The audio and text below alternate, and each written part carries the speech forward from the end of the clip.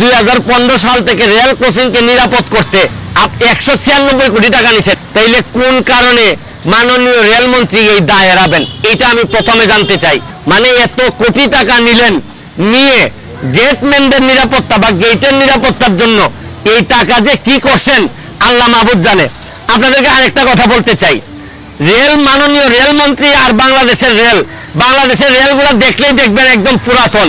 মাননীয় রেলমন্ত্রীর শরীরের অবস্থা আর রেলের অবস্থা প্রায় সেম, যার কারণে দুইটাই বড় কষ্ট হইতেছে চলতে। আমি বলছি না যে মানুষ বয়স বেশি হইলেই দুর্বল হয়ে যায়, কিন্তু মনের মধ্যে যে শক্তিটা থাকতে হয় এটা আমাদের এই মাননীয় রেলমন্ত্রীর নাই।